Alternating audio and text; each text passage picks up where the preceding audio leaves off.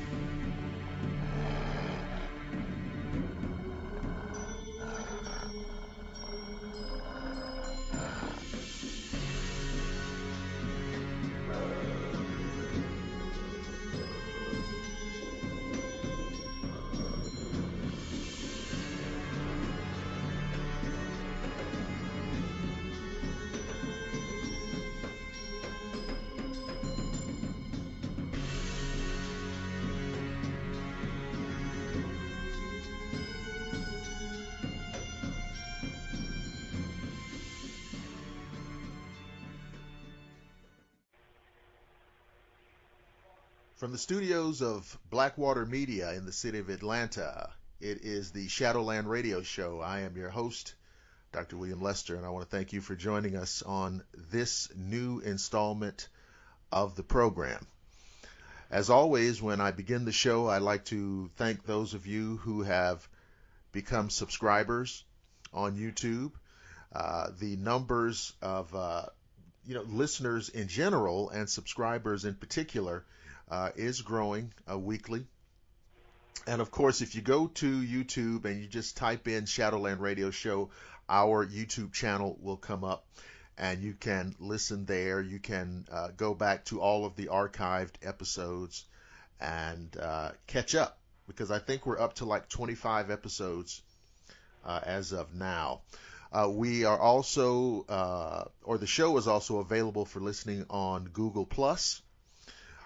We have a Facebook page. If you go to Facebook and type our name in, Shadowland Radio Show, we come up and you can catch all the archives there.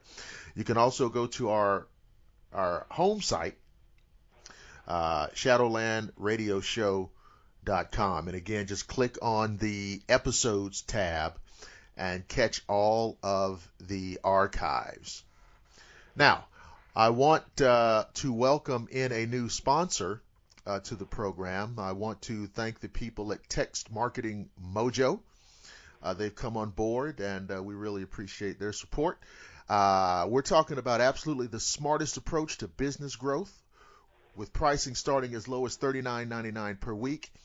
If you want to dominate your market, direct specials to your customers' pockets via text messaging, and also practically guarantee dedicated return business. Now, it doesn't matter how big or small your business is, whether it's a one-man operation or, for example, Papa John's Pizza uses this service, and it's all with no required contracts. Now, here's how it works. It's really easy.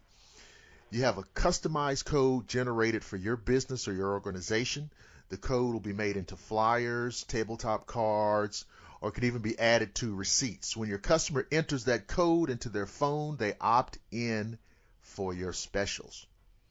Next, you can choose the day and time of the promotion. We'll preload your message and it'll be sent out to your subscriber list and displays as a text message on their phone. Now, to find out more, visit www.textmarketing.com. Sign up today and use promo code 22WL. That is the folks at Text Marketing Mojo. Check them out. Now, you guys know how I feel about cryptozoology and all the related subjects that go with it. It's one of my favorite things to talk about. And tonight we are going to go all the way down into it. We're not going to just talk about cryptozoology. We're going to talk about Bigfoot. And we're not going to just talk about Bigfoot. We're going to talk about the Patterson-Gimlin Film. You know what the deal is. 1967, Bob Gimlin, Roger Patterson. If you haven't seen the footage, I don't know what to tell you. Because it's a remarkable piece of footage. And we have a man on this episode who has done an incredibly exhaustive and detailed analysis of what's seen in the film. I'm going to let him talk to you about it, and we're so glad to have him on the show. His name is Bill Munns. Bill, welcome to Shadowland Radio Show. Thank you very much. My pleasure to be here. Absolutely. We're very glad to have you. Now, before we get, into what happened on that day in 1967 and all of the subsequent fallout of that, would you mind telling the audience a little bit about yourself? Certainly. I come from a different background than almost any other person who's ever attempted to analyze the film, and that's probably why I have been more successful than the researchers before me. My background is actually working as a special effects makeup artist and involved in other special effects work within the motion picture industry from, I started at Universal Studios around 1969. So I was familiar with what was done back in the 60s in terms of making ape suits, monsters, creatures, et cetera, like that. And then went through all of the 70s, the 80s, the 90s, and everything, doing all of the special makeup effects, and then finally converted over to computer graphics and CGI work, which is what I do now. But that gave me a totally unique perspective on the Patterson film because, of course, people who have doubts about the film immediately think, well, it's a fake film, and Roger just got a friend of his to put on an ape suit and walk through the woods, and he ran after him filming. So if you think that's the explanation of the film, the ideal person to actually figure out whether that is true or false is a person who's actually designed and built ape suits. But beyond that, it should be a person who actually knows about the relative level of technology that was available in the 60s, because the whole makeup profession underwent a tremendous revolution in the 80s. New materials, new processes, new techniques, everything changed. And a lot of the people today who look at what can be done today in terms of ape suits and everything don't realize that a lot of that technology didn't exist in the 60s. So you do need a person who understands about all the makeup effects and creature suits and such. But you also need someone who actually can go back to the 60s and know how things were done back then.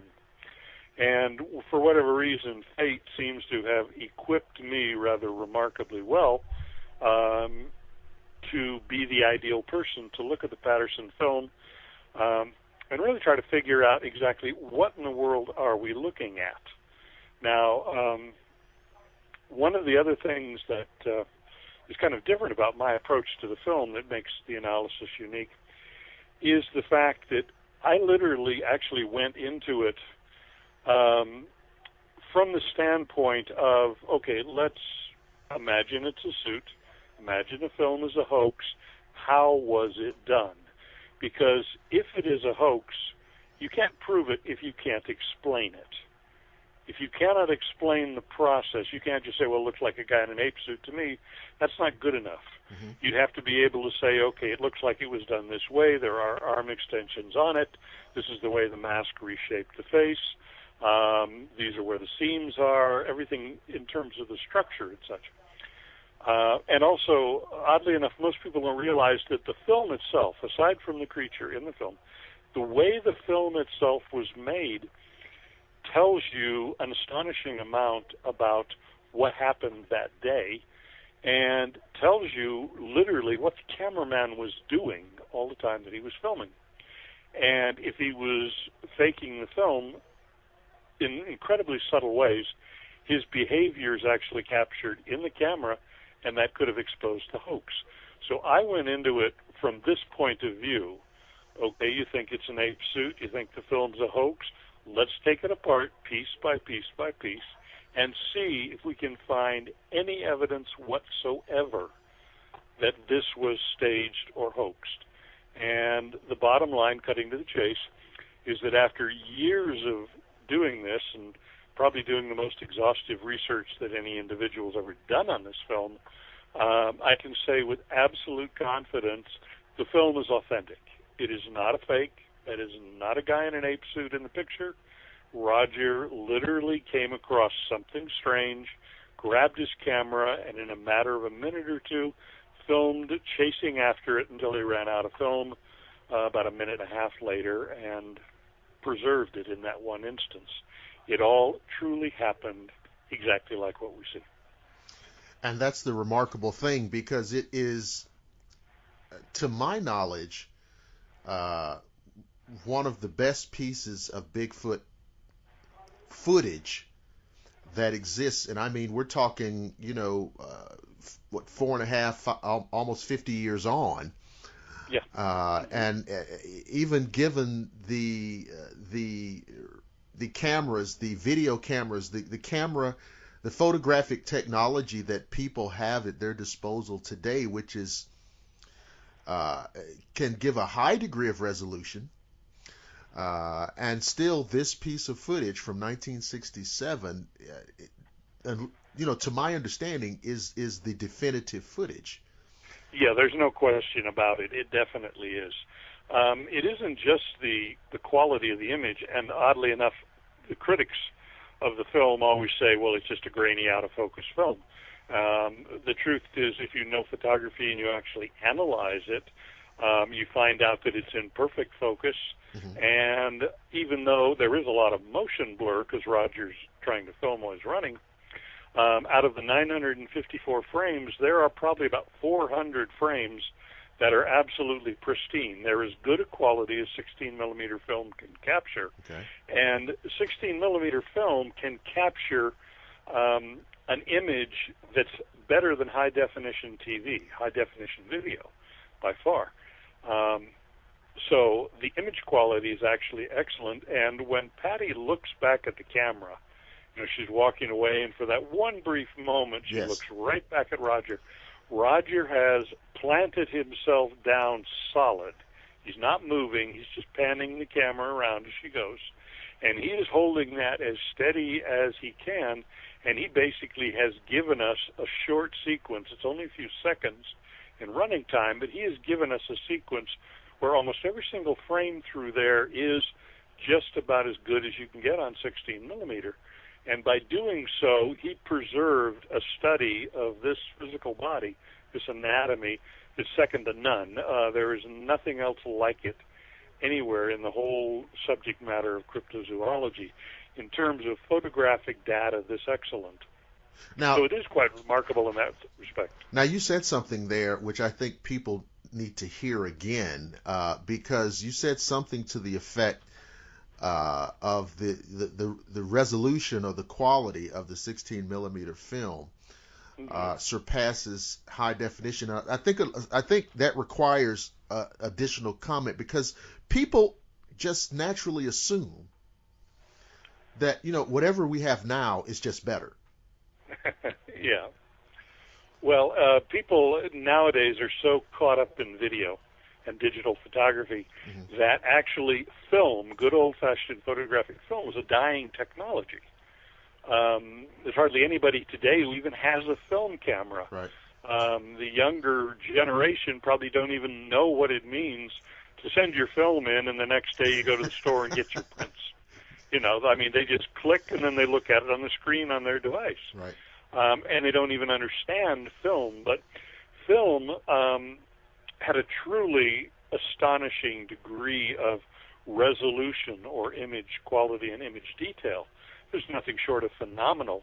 And it far exceeds standard definition or even high definition television. It actually comes close to 4K definition, which is just, of course, the new thing in film and videos to show things at 4K or 4,000 pixel resolution. Mm-hmm. But when we think of standard high definition television, that's like 1,920 of these little colored dots called pixels across the screen.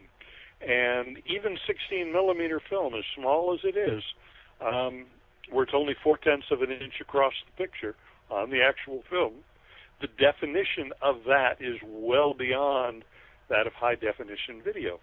And so this good old-fashioned film is actually quite wonderful in its capacity for preserving a lot of detail. And so we're actually very blessed that Roger was using that instead of, like, say, a Super 8, like Abraham Zapruder used on, John Kennedy's assassination. They may have actually, if he'd done it, Zapruder had done it on 16 millimeter instead of 8, I wouldn't doubt that a lot of the questions about the Kennedy assassination would probably be totally resolved right now if we had that one step up in terms of image quality. So we were lucky that Roger was shooting 16 instead of 8, and he captured a remarkable document of a very real, very strange phenomenon. So can you take us back and just give a very brief thumbnail on what happened that day Sure. and how we ended up with what we have now? Yeah. Roger got interested in the whole Bigfoot thing around 59 and actually started investigating. He started interviewing people, started working on a book. He wanted to do a documentary. Around 1960, he rented his first camera and started to learn how to operate it. Over the years, going up to 67, he had rented a lot of cameras and was trying to put together a documentary, and he actually became quite proficient as an amateur cameraman. To think of him as just, a cowboy with a camera doesn't really do him justice. He really was a proficient amateur on the borderline of being semi-pro cameraman.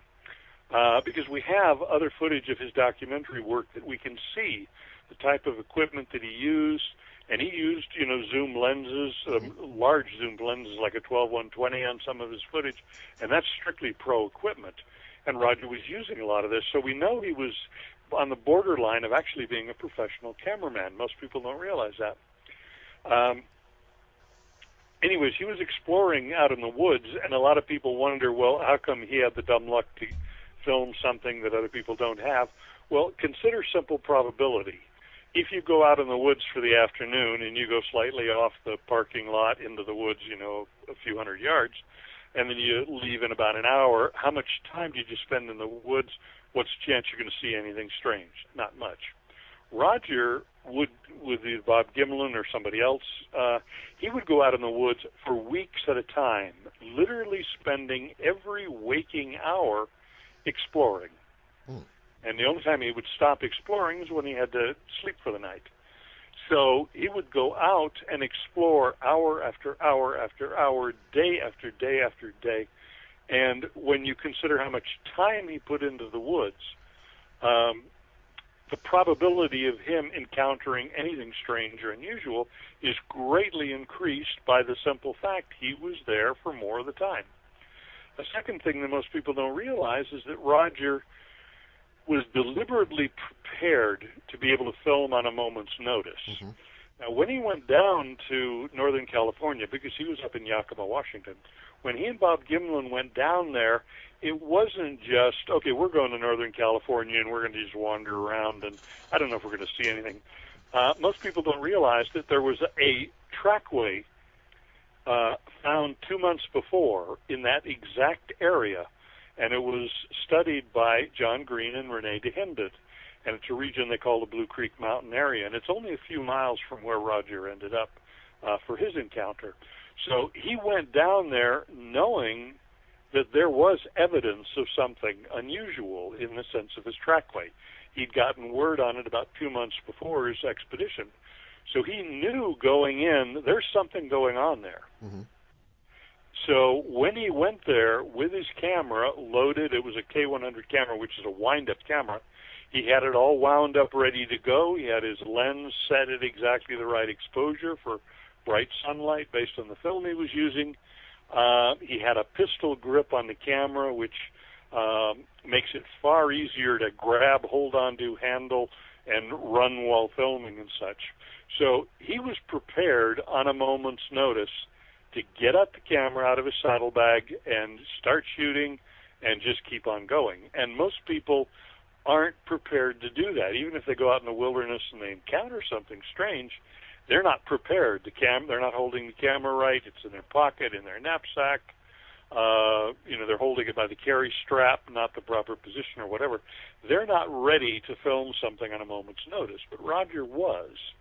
And he went into that area of Northern California knowing full and well that there had been evidence in the form of the trackway only 2 months before.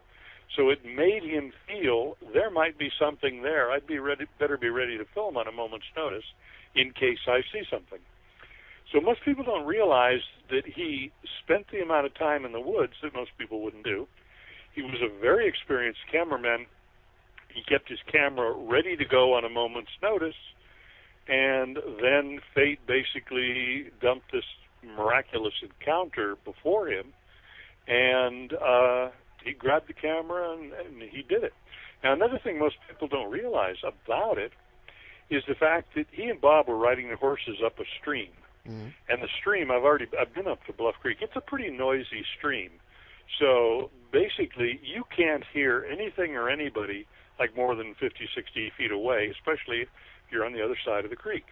And there was a huge pile of logs and fallen trees and root structures sticking up on the opposite side of the creek.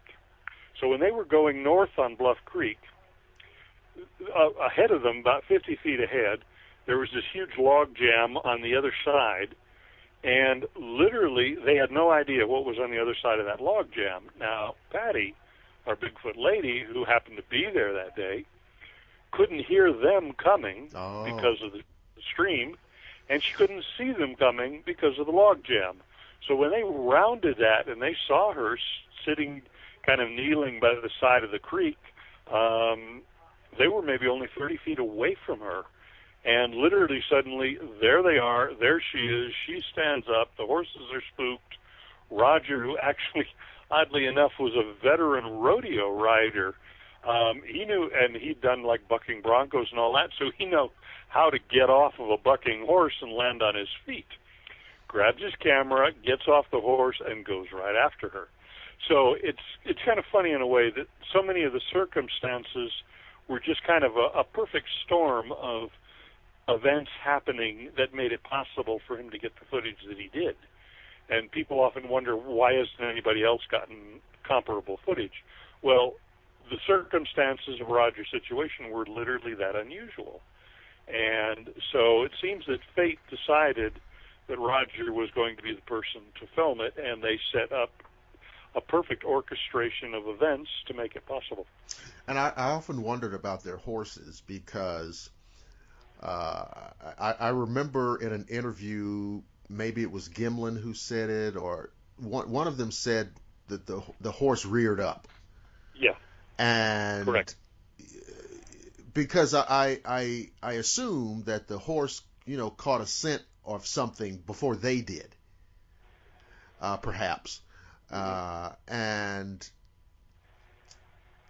then the Bigfoot, probably, something's going on, that kind of thing.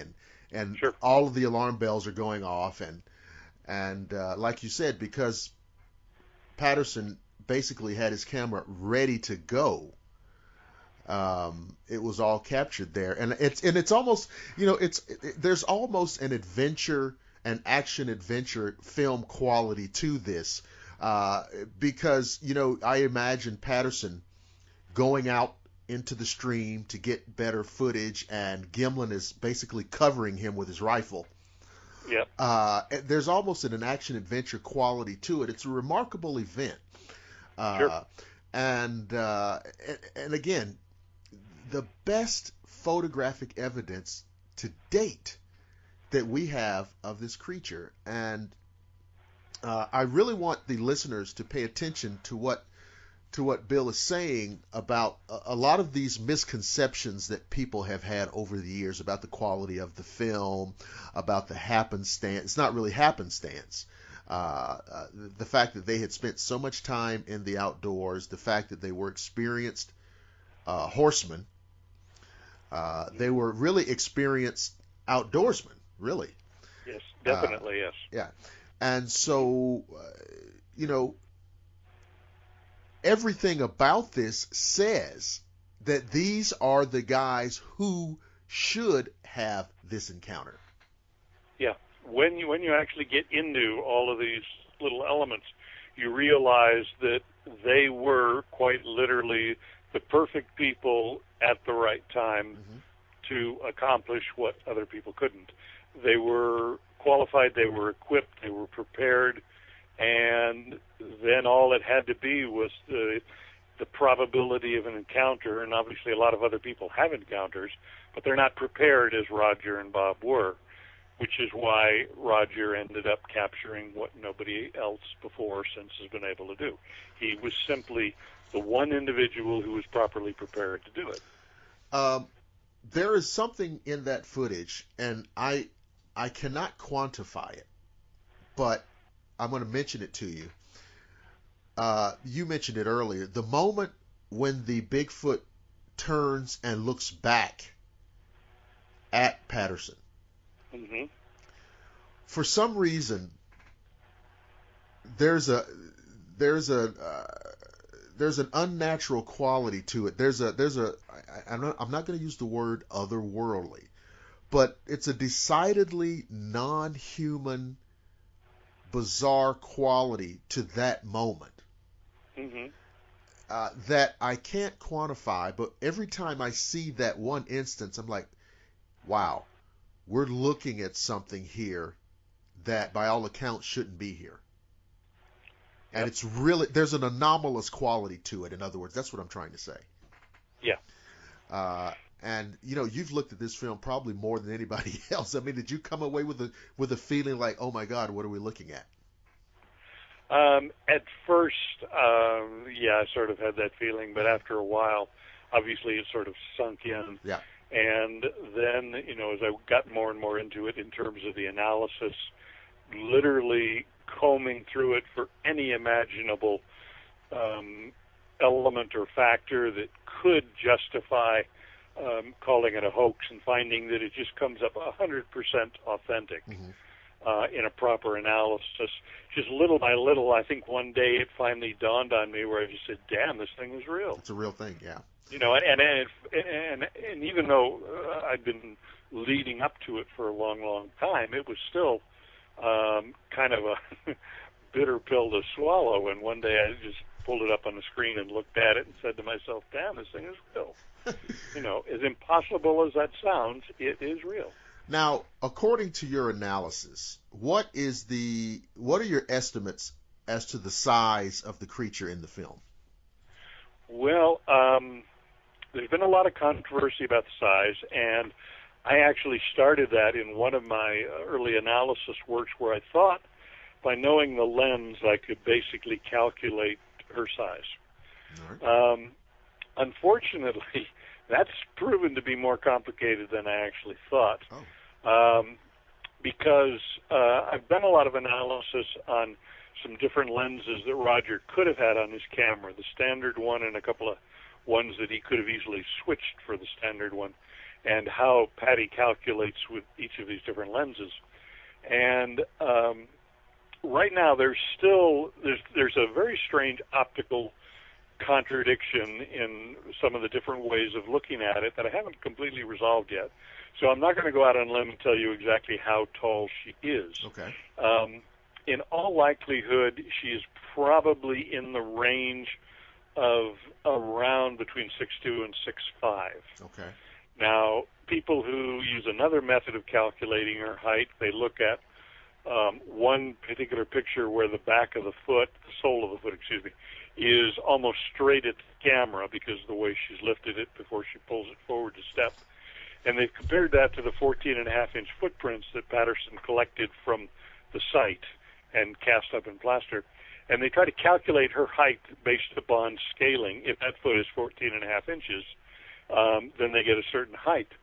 Now, the people who do that don't realize that that particular picture of the foot has a lot of motion blur, and motion blur can tend to make an object seem a little bigger than it actually is.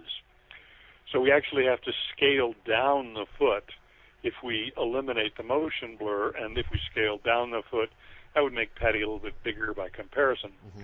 So these people who use this foot as ruler concept usually come up at around 5'10" to 6 feet. Mm-hmm. But if we scale down the foot and get rid of the motion blur, that again would push her up somewhere between 6 feet, 6'6". So those are both reasonable projections for her approximate size. But there's some technical things I couldn't possibly explain in right. the interview because they're quite complicated, and you need to see pictures to understand why. But basically, from what we know right at this moment today, that's about as close as we can get in an estimate of her size. So that seems to fall within, and so much of this is theoretical but that seems to fall within the parameters of what's in the literature about a female Sasquatch. Yeah. Okay.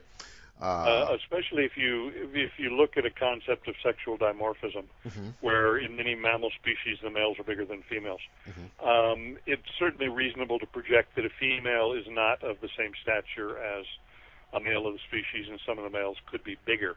That, just from purely biological standpoint, that would be a reasonable thing as far as conjecture goes. Right. And if we look at not only modern humans, as far as the average female height, average male height, mm-hmm. we see the average female height is decidedly less. If we look at our early ancestral hominids, we see the same thing. Like going back to Australopithecus afarensis, mm-hmm. that Donald Johanson studied his first family of about 15 individuals. He found much bigger males, much more petite females. So the variance in male-female size in anything within like the hominid lineage is very, very reasonable. So Patty's about right for a female, and obviously she is because of the conspicuous breasts. Right. And males definitely could be larger than that. Nothing unusual about that biologically. Wow, that's incredible. So, you've done this analysis, and other than, rough estimating the size and the distances, what are the qualities of the creature in the film itself that led you to suspect that you were looking at something biological? Well, first of all, I had to go through all of the prospects of, if it's a costume fake and there's just a human in a fur costume and an ape suit, what could I look for on that? And so basically, I went through the full range of techniques and processes to try and disguise a human that way, and found there are elements of the anatomy that just simply cannot be done by ape suit technology, like shape of the head and things like that. So once I got to that point where I could actually eliminate the prospect that it's a hoax or the person in a costume, then I was able to actually look at the anatomy just from the standpoint of saying, okay, it is biologically real. What is it? And some of the curious things that I find are, in terms of physique, it has body proportions quite similar to Neanderthal, one of our early human relatives. They were relatively stocky. They had a relatively long spine, short legs, a low crural index, which is the ratio of upper leg to lower leg, and slightly longer arms in comparison. And Patty fits that description very, very well. There's some of the earlier robust Australopithecines that also have body proportions somewhat like that. So we're looking at a body form that actually is very, very reasonable compared to some of our hominid ancestors. But when we get into the shape of the head, the closest match for the shape of the head is actually an early hominid that used to be called Zinjanthropus boisei, and now has been reclassified as Paranthropus boisei. Lived about 1,300,000 years ago in the Olduvai Gorge area, and the type specimen skull was excavated, I think, back in the 40s or 50s by Louis Leakey. The skull's known as OH5. That's its museum ascension number. But the Boise eye skull was unusual in that it was had a relatively modest face in terms of the projection of the mouth relative to the eye sockets and the cheek area. So it didn't project out terribly far, and it had a very, very powerful brow ridge. But once you get above the brow ridge, the skull goes almost straight back, instead of the modern human skull where you come up to the brow ridge and the skull goes almost straight up.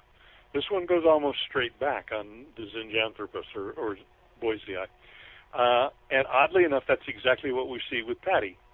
The Boise eye also has a slight sagittal crest. It's very subtle. Some of the other early hominids have more, and of course gorillas have a lot more. But there's a little bit on Boise eye. And there's the hint of a little bit of a sagittal crest on Patty as well.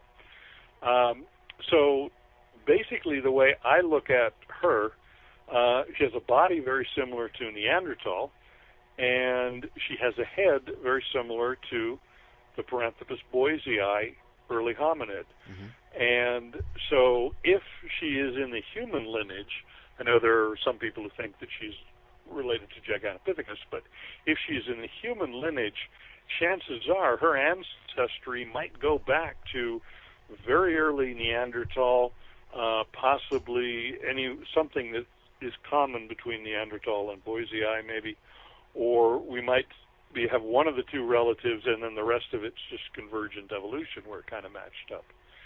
But her anatomy is quite fascinating in that respect. Very long spine, relatively long arms, very short legs, but a shorter lower leg relative to the upper leg. The only people that we actually see, living humans, who have this leg proportion, upper to lower leg, the crural index, similar to Patty, are two races of humans. The Inuit people, who I believe exist in the North Canadian wilderness going up to the Arctic Circle, and the Sami people of Lapland, who are in the European continent up near the Arctic Circle. So the only two living human groups that we see with a similar proportion of torso and leg are people who are living in an extremely cold environment. Okay. And of course, most of the Bigfoot material comes from the northern climes, not quite all the way up to the Arctic Circle, but definitely in a northern climb, and suggestion that the northern climate might have had some influence on the anatomy. So oddly enough, that checks out purely from a biological standpoint of adaptive to environment. You know, if she had the proportions of a human in the equator in a totally tropical environment, and we're finding her, up in well above the, going almost pushing toward the Arctic Circle and such, then we definitely say, okay, something's wrong there. That just doesn't match up to convergent evolution. But the fact that she inhabits a northern climate, and most of the sightings are in northern climates, and she has bodily proportions that match humans that occupy northern climates. It's kind of a very, very remarkable parallel. And I can't imagine a hoaxer back in 1967 understanding this and say, well, I'm going to make the proportions this way, and I'm going to trick the people 50 years in the future who are studying this into thinking she has anatomical portions. Yeah, and I was about to say, I was thinking back to, of course, Planet of the Apes, 1968. Right about the time you were going into the industry. Right. And, of course, that film in 1968 had remarkable effects. But we understand that, those were human beings made up to look like apes. Right. And there was it was well done, okay? Yeah. And there have even been debunkers who tried to, correlate the proximity in time of the Patterson film and the release of the Planet of the Apes movie. Right. As to why it simply had to be a man in some kind of costume. And of course you have laid out several reasons why that's not the case. But it's interesting because that was probably about the pinnacle of special effects at that time. Yes? Well, actually, I have to disagree with you on that. It Okay. wasn't. Okay. The public thinks so, All right. and the Hollywood public relations machine was pounding it into people's heads that this is the most incredible thing cutting edge that's ever been done. But the truth is, the most incredible apes that were ever done during that era were in the movie 2001: A Space Odyssey. Oh. It came out 2 months later in the Dawn of Man sequence. Okay. Those were done by an Englishman, Stuart Freeborn, and they were so far beyond the Planet of the Apes stuff that there's no comparison. Oh. John Chambers, who designed all the Planet of the Apes stuff and got a Special Academy Award for it, there's no question John did a lot of phenomenal work. So I'm not saying this to run him down in any way. Okay. He was an incredibly gifted artist. I knew him. I met him. I studied his work extensively. He was incredibly talented and gifted. But the truth of the matter is, what he did on Planet of the Apes was not more technically sophisticated than what other makeup artists did 30 years before in The Wizard of Oz. Oh. He did it well, but he was still using old techniques. Now, Stuart Freeborn, who did 2001 Space Odyssey, he basically totally redesigned the concept of the ape suit, particularly in the mask and the head, because what John did was make a big block of foam rubber for a lip and put little plastic teeth glued into it. And then the actor tried to open and close their mouth to move these blocks of foam rubber, and the foam rubber lips were just totally solid foam rubber. They had no capacity for any real expression of the lip independent of the teeth. Okay. Now, what Stuart Freeborn did is he designed a hard skull structure with hard teeth mounted in it, and then he put a soft foam rubber lip on top of it, and then he put mechanics inside it so he could move the lips independent of the teeth, which, of course, real people, real humans do all the time. So what Stuart Freeborn did basically was the future. What John Chambers did was an excellent execution of the past. Okay. People wouldn't realize how phenomenal Stuart Freeborn's work was, because a lot of them didn't think they were humans in costumes. They had baby chimpanzees, and they had grown-ups in costumes, and they had some halfway between ones, and people weren't sure if they were big chimps or little people. Yeah, I never knew. And there were a lot of people who actually looked at that and didn't think that they were humans at all. So whereas you'd watch Planet of the Apes and you know full and well, okay, these are actors made up like monkeys. Right. Or apes or orangs, gorillas, chimps, whatever. But a lot of people watching 2001: Space Odyssey weren't really sure if they were seeing apes or people, which is a tribute to how brilliant Stuart Freeborn's work was. And if we look at the industry today, if anybody wants to do an ape suit of any kind, shape, or form, they will design it the way Stuart did in Space Odyssey. They will design a skull structure with hard teeth, and they'll have a soft lip on top of it and some type of animation to move the lips and produce expression. So, oddly enough, it was Stuart Freeborn who was doing the groundbreaking work, not Planet of the Apes, but the Hollywood publicity machine was pounding it into everybody's mind that the Planet of the Apes were the most amazing thing ever done. And when the Hollywood publicity machine pounds that into the conscious mind of America, it lingers as a very persuasive urban legend. It worked on me. And because that's what I thought of, when you started talking about, the dates and, when this happened and when you went into the business, I said, well, Planet of the Apes. And so yeah, it's definitely more famous than the other one, so that's part of why people gravitate toward it. Right. But saying all that to emphasize that none of those movie-making techniques, none of those cinematic techniques really factor in at all to what we see on this Patterson-Gimlin film. And even to this day, I'm not sure, whether to a greater or lesser extent, to this day, people, certain debunkers, certain individuals will still fall back on this idea that this has got to be a man in some kind of costuming. And yet, we talk about the fact it's 1967. There were just certain things that you just couldn't do technically. Right. And so I wonder if part of it is this. I've got to insist that it's a man in a costume because the alternative is just too overwhelming for me. I suspect that what you just said is actually a very, very powerful influence that is underestimated. Okay. One explanation is so ordinary, so comfortable, so effortless to embrace.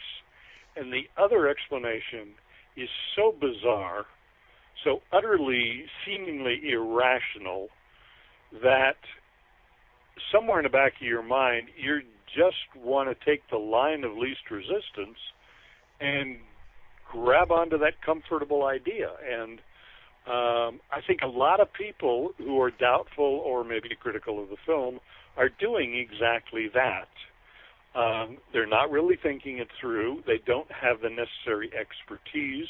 They may not want to invest the amount of time that it takes to actually really study it in detail.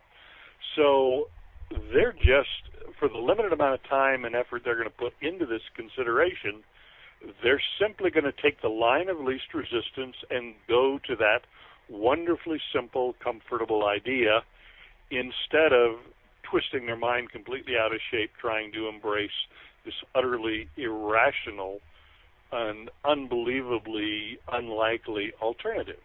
And I think that actually does influence far more people than most realize.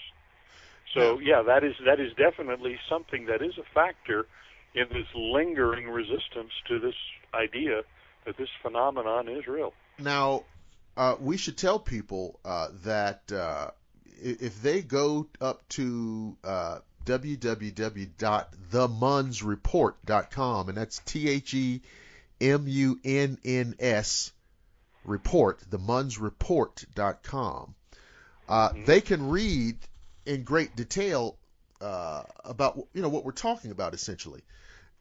Well, actually, better than that. Okay. I mean, the Munns Report is my website, yes. Okay. And I set it up about 7 years ago, and it hasn't been updated in the last few years. But if I may boldly and unapologetically plug my book, plug it. I finally put it all together into a book about a year ago. I self-published it. Okay. It's called When Roger Met Patty, and it's sold on Amazon.com. It's about a 500-page book. Okay. And that is the culmination of my more than 7 years of extensive research. So that is the most up-to-date and by far and away the most comprehensive of my publications on the subject. So if there's one thing you want to read and try to sort it out in your mind and learn about this, I would wholeheartedly suggest that is the one to go to. But, of course, if people want to surf the web, they can run over to the Munns Report as well. But the book, When Roger Met Patty, will be truly the definitive analysis of this phenomenon. All right, so listen, guys, you just heard it. When Roger Met Patty, Bill Munns, Amazon.com, that's where you need to go for the final word on this. Because, I mean, I'm telling you that there's such a great detail of analysis of observation here that has been done. Now, have any people from let's say, I don't know, biologists, anthropologists, have any of them reviewed your work here? Several have, none that I can name specifically off the top of my head, only because I don't have their names in front of me. But there are quite a few who have actually reviewed it and were very, very impressed, and they definitely want to look into it further because of the work that I've done. Yes. And so that's, of course, that's what we want. We really do, as much as there has been a kind of adversarial posturing between, I guess, what you'd call the Bigfoot research community and the mainstream biologist community, I feel like we need those people to be involved with this, and I know that there'll be a lot of people who don't like it when I say the following thing. The way we get those people looking into this is by doing work like this, not by knocking on trees. Yeah.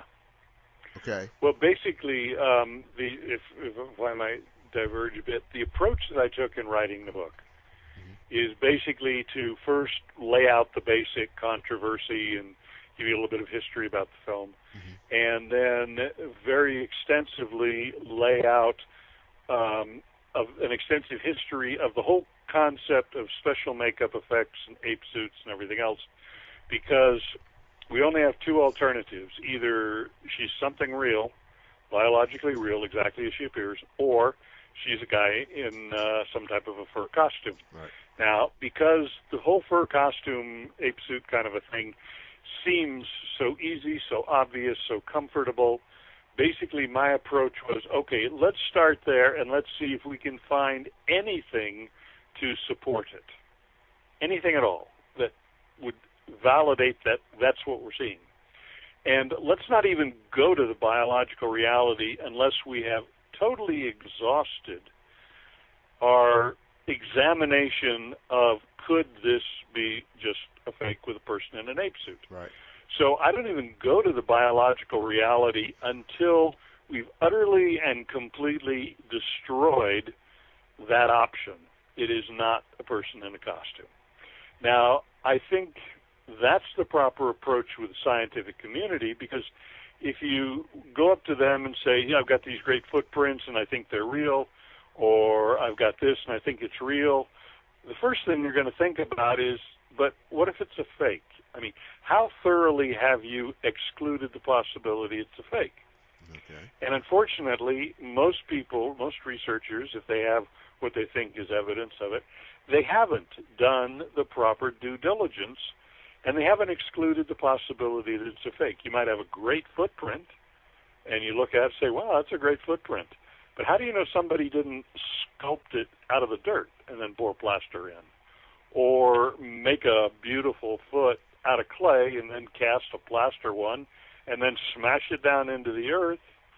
How do you know that? How do we know that these people with this evidence haven't done an exhaustive discounting of the possibility of a fake? And unfortunately, most of them haven't. So I actually think the scientists who don't embrace that evidence are being very, very cautious, and reasonably so. They're actually being very scientific. They're saying, look, okay, you're saying this is real. The alternative is that somebody faked it. Before I'm going to consider this is real, because that is not the more likely probability, show me that you have exhaustively discounted the possibility this is fake. And then I will be glad to sit down and talk to you about if this is real.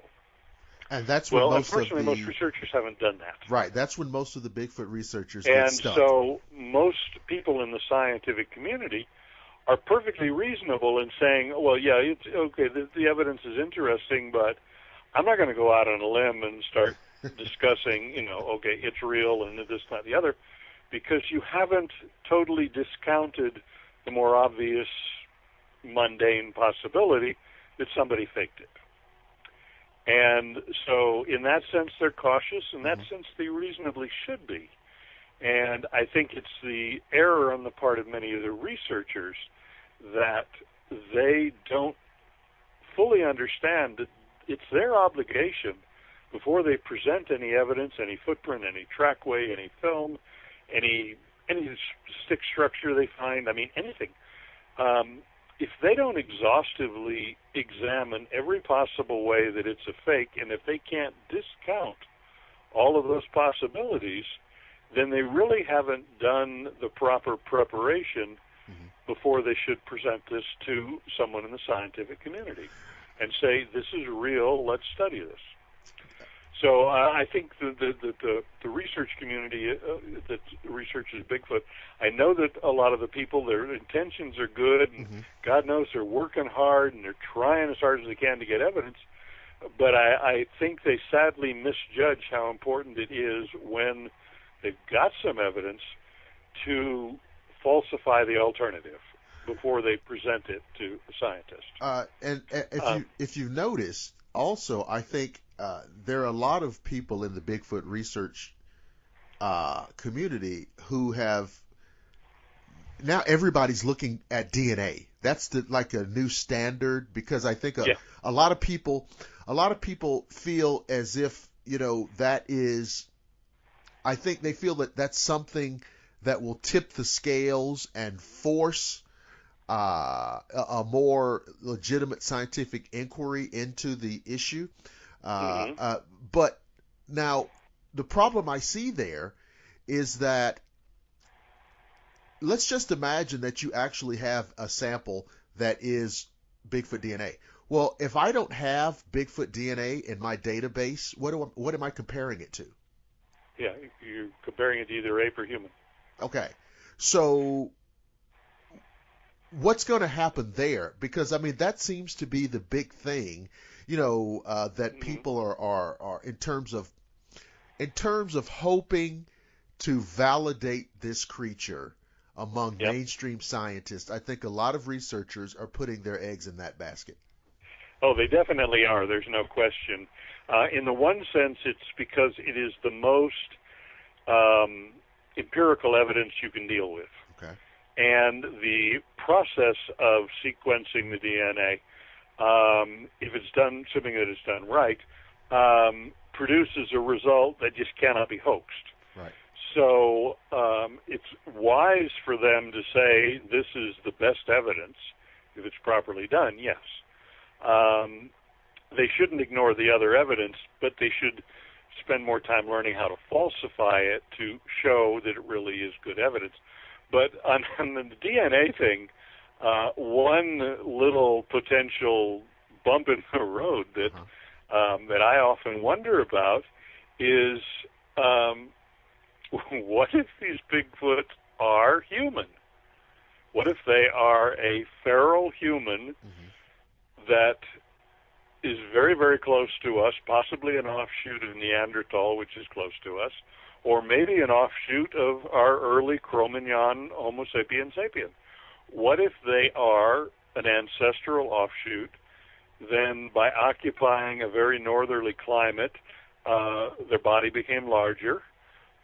Somewhere along the line, one little mutation switch in their DNA turned on the hair, because I don't know if you're familiar with a medical condition called hypertrichosis. Yes. An occasional human has it, and they have virtually hair on their entire body. And they usually end up in some kind of a freak sideshow, and they're called dog boy or, wolf girl or something like that. But they're humans with a medical condition called hypertrichosis. So what if we have a human ancestor and the gene switched on and suddenly, poof, this one's got hair in its entire body? And it starts with its own little population breeding, and then there's some line breeding of some of the derivatives of sons and daughters of this that might cross, and the recessive gene becomes dominant, and then suddenly more and more of them have it, and they become an entire race. Right. Given the fur on the body, they can occupy much colder climates than the humans can, so they can find a different ecological niche. When they move into that climate, they become bigger. Convergent evolution can somehow change the morphology of the skull to maybe go back to something more like Zinj, or Boisei, as he's called. The northern climate will produce the change in the anatomical structure, the longer spine, longer arms, shorter legs. And poof, it's a human relative, but it's a feral human, basically. Well, see, none of then if you run a DNA and you come up with human, you say, oh, no, it's just a human, it's not a Bigfoot. Yeah. But if they are human, then the DNA thing really gets complicated. Well, exactly. But see, none of that that you just stated bothers me. You know, it's not. No, it doesn't bother me either. Yeah, it's not. See, that's the thing. None of that upsets my worldview. Yeah. None of that. If we find out somehow that Bigfoot is, you know, genetically related to us, even very closely, Mm-hmm. so what? I mean, yeah, exactly. What are you talking about? I mean, and see, I actually believe, and again, this is another one of those things where I get about, 150 emails. I think some people, part of the problem with this thing is that it forces you back into that realization that while not having all the answers, Charles Darwin was essentially correct. Mm-hmm. And there are people living in our 21st century world who just reject that out of hand for, you know, the reasons that, you know, we're all aware of. And don't really want to have this kind of conversation about human origins and the, you know, the process of, the origin of man and that whole conversation. Right. And when you start talking about Bigfoot and the fact that it's possibly a primate, a hominoid or hominid or what have you, you've got to get into all of that. Exactly. There's a very strong, well, there are two channels that kind of run parallel to each other going back in our cultural heritage. Mm-hmm. One is religious. The humans were created in God's image. Right. We're not animals. We're humans. Right. And we're the only ones. Right. And then there's the biological channel that parallels it, which when I was much younger and learning about physical anthropology and stuff, mm-hmm. it was like, okay, there were human ancestors, but they were like one in a row, one after another. There was no branching of the family tree. Right. There was this nice clean line from this one to this one to this one, and finally us alone. Right. And that we are alone, there's nothing like us, has been hammered into people's minds so intensely that a lot of people, for whatever reason, don't want to let go of that, even though we're finding out Neanderthal almost survived to modern times. Right. There are these people called Desnovians, I think that's how it's pronounced.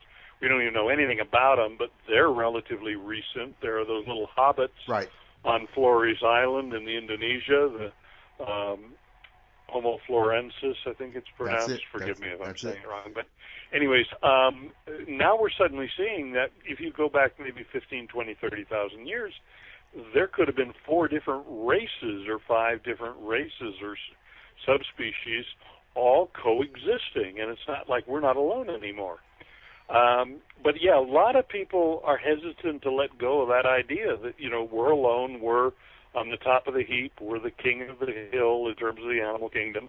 We're not animals, we're above all that, you know, and we're alone, period. And the idea that there might be another human form, especially one more primitive than us, a lot of people just mentally are not prepared to deal with that. Now, you know? This is, I don't know how we can categorize this, but is there any relevance to the fact that these kind of creatures are referred to by Native Americans even prior to the arrival of Europeans on this continent? Mm-hmm. Is that relevant at all, and to suggest that, you know, this isn't just something that was made up by people, you know, in the 50s? Yeah, I think it is definitely relevant, mm-hmm. although I will concede I haven't studied the Native American cultures and the Bigfoot Sasquatch folklore that goes into their cultures before the arrival of the Europeans on the American continent. So I'm familiar with the theory and the ideas. I can't say that I'm familiar with any of the real evidence to be able to argue that it's just folk tales, it's just kind of a mystic invention, or whether it's based upon, the observations of reality. Right. But definitely it's a factor that does deserve a great deal more study.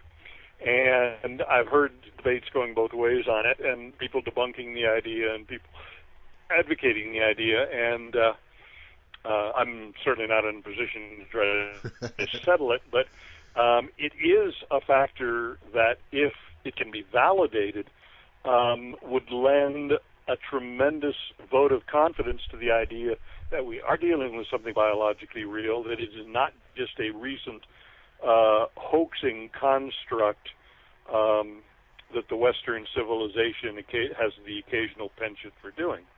Because every now and then people obviously do love to hoax something, Sure. whether you want to call it a practical joke or whatever. They like doing that. You just need to look at the Piltdown Man. Oh, my goodness. And you can see a splendid example of that, the great anthropological fraud. So people do definitely like to fake things, but if we could see evidence of it in the Indian culture, the Native American culture, pre-arrival of the Europeans, I think it would go a long way toward lending credibility to this particular phenomenon. And I suspect if that is proven to be true, when people say, well, there's no fossil record of any such thing in America, in all likelihood if they came over from Asia, just like the Native Americans did Right. on the Bering Land Strait, whenever that was opened up and they were able to transfer over. Wow. So there wouldn't be much in the way of fossils here.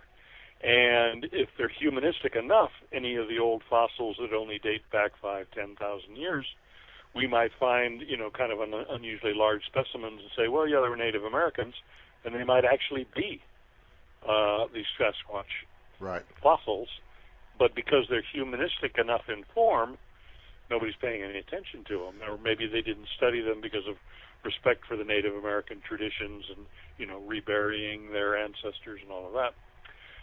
So it may be possible that we've actually found skeletal remains of them, but because they're very close to human in Right. form, and Patty certainly suggests that, except for the skull, from the neck down, I doubt if you could tell that she wasn't a human. Exactly. In terms of anatomy. They may have actually found fossils and didn't even know what they've got. And I still maintain, people have to remember this. Just because you see a documentary on Bigfoot, just because there's a couple of TV shows here and there, you have to remember, nobody's really looking. Nobody's really looking. I mean, none of our universities, none of our colleges, universities, or institutions are having, well-funded, well-equipped expedition. Nobody's looking. Yeah. Well, people are looking, but they're not looking correctly. Okay, all right. That's I mean, there are better people said. looking, yes. But in a manner where you have researchers here and there who can spend a day or two out in the wilderness. Yes. Right. Okay. But in terms of if you were dealing with almost anything else in the natural world, a respected researcher that might be affiliated with the university could apply to the National Science Foundation and get an NSF grant for $100,000 for equipment, supplies, and research expenses, and go out in the field and study the ability of elephants to generate infrasound, or the migration pattern of the horseshoe crab, or something like that. They could go out and they could get the funding necessary to do it right. Okay. And the sad reality of most people who have an interest in the Sasquatch Bigfoot phenomenon, who want to do the research, they've got to save all their pennies to buy a $500 camera. Yep. They don't have good research grants available to them. And it is a sad thing that they can't make progress because of that. If I can just diverge for a second, Sure. One of the reasons I made a rather remarkable amount of progress on the study of the Patterson film was that I was actually able to get some very, very substantial research grants in association with Dr. Jeff Meldrum and Idaho State University okay. from a private benefactor who funded a tremendous amount of research we were able to do. And we were able to do some utterly remarkable things that nobody had ever done before to fully get to the point where we can say the Patterson film is totally real.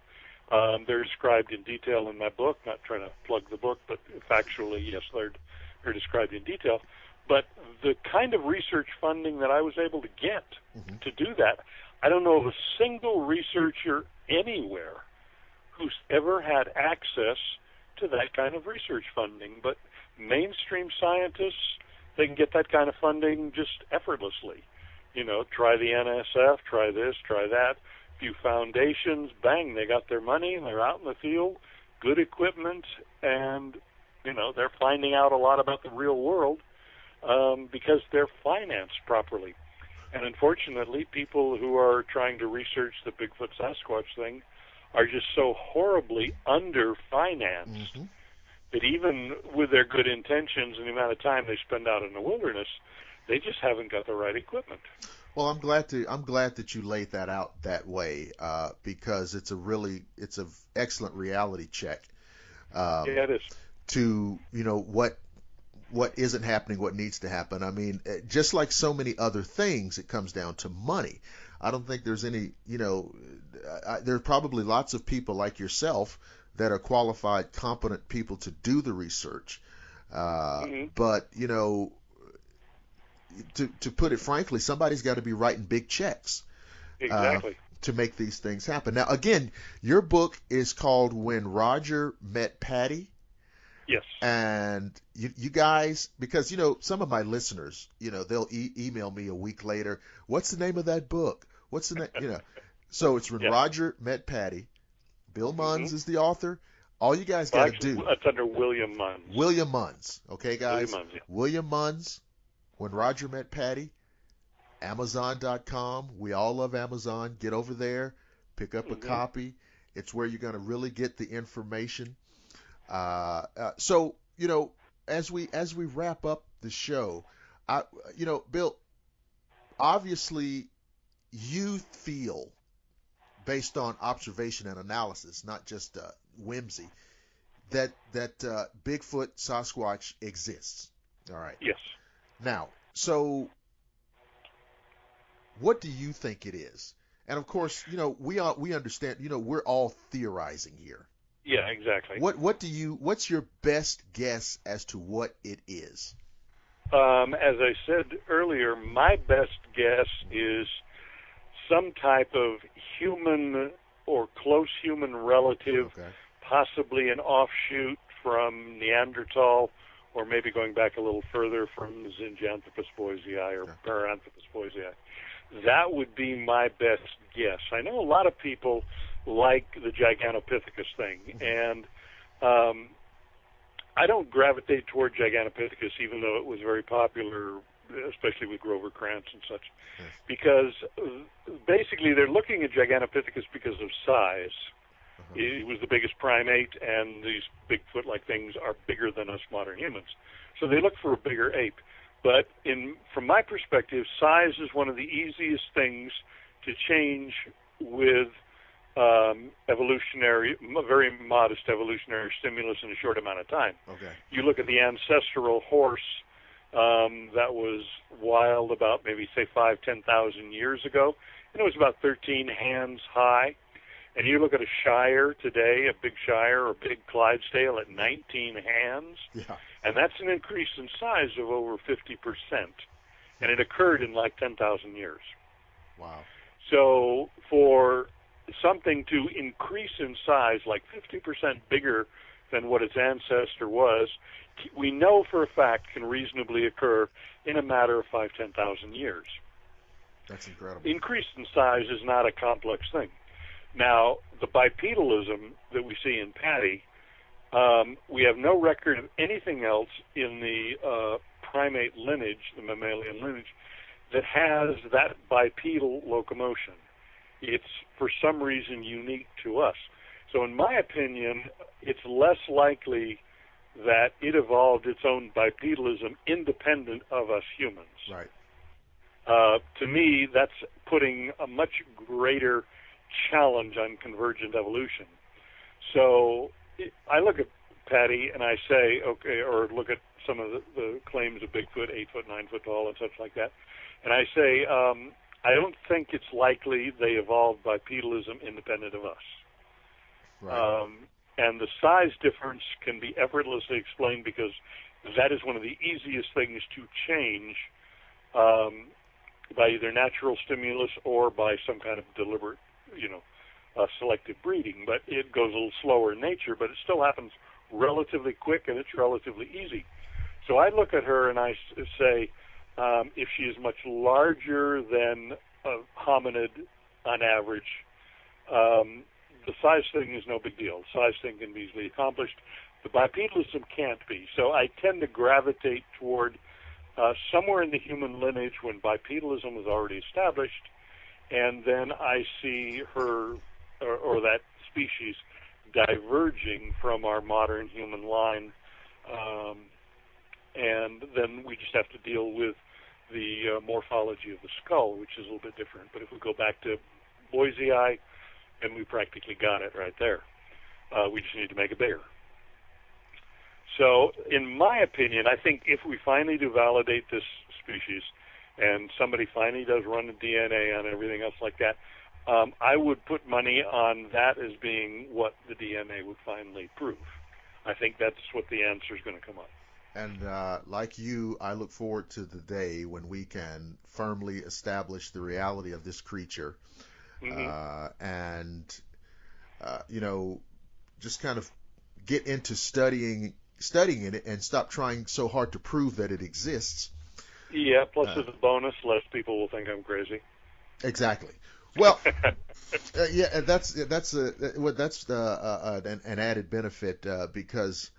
Yeah, that's definitely a plus. It's interesting because it's like, you can seem lucid and level-headed in every walk of life, and people accept you as that, and you start talking about Bigfoot or something along those lines, and all of a sudden, now this guy's crazy.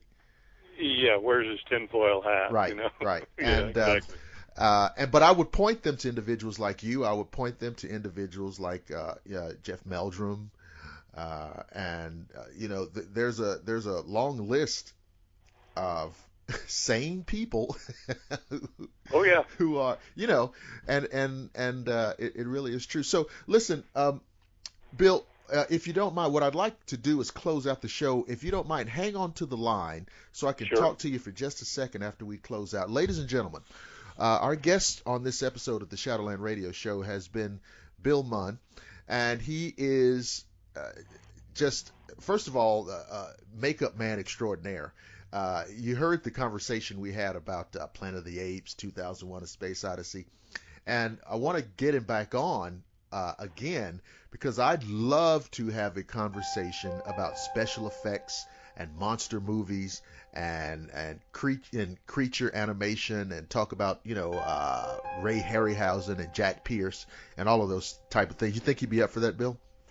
Absolutely. That sounds fantastic. So make sure, guys, that you hop over to Amazon and get his book, William Munns, When Roger Met Patty. Get that book.